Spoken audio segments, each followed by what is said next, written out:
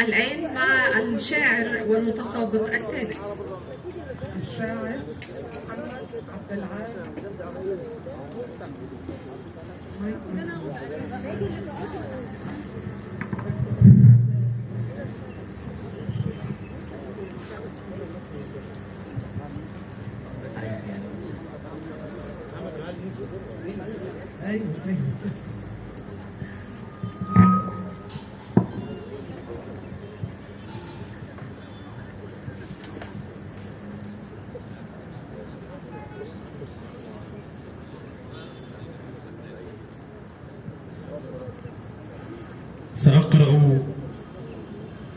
سأقرأ سورة الفلق، فذوبي في واسترقي، لعل الذكرى ينجينا وينقذنا من الغرق.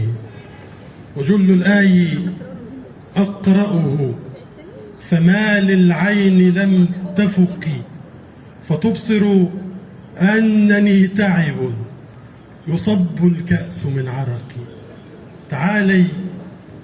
تعالي طمئني روحي، ودعك الآن من قلقي، وكون الريح تحملني إذا ضنت ولم تسقي، وكوني بوح أوراقي إذا ما خانني ورقي.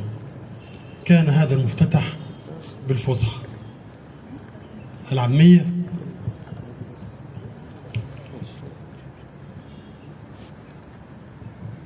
والأولى قلبي حياته في وصالك، فما تحكميش بالموت على قلب أوصالك. ولو نويت الغدر سني في أنصالك، خلينا موت عاشق وعنيا بصالك. يا أجمل بنت من قبلي زي بلادنا سمرة، قوليلي ازاي أنا مسكرش وجوا عينيكي كاس خمرة. كل البنت لموني سمعوني لما ناديتك، يمو الشلان اللموني لاموني لما اشتريتك.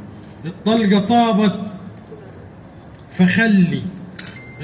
صابت فخلي صورتي تكحل عينيكي، ونجم ولاموكي خلي حني بدمي يديكي.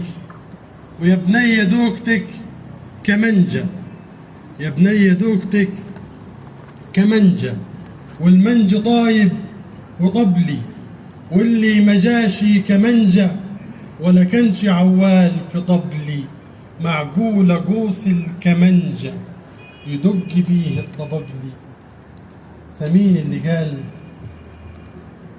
قال إن الهوى في شرع بلدنا مش مكتوب؟ ده احنا صعايدة ولينا قلوب، تبني مداين للعشاق. لما يصيب الحب قلوبنا سهم الحب ملوش ترياق. صعيدي ومالها جلبيتي، ده انا ياما بيها غطيتك. سترتك من عيون الناس، جوا ضلوعي خبيتك. زرعتك جوا شرياني.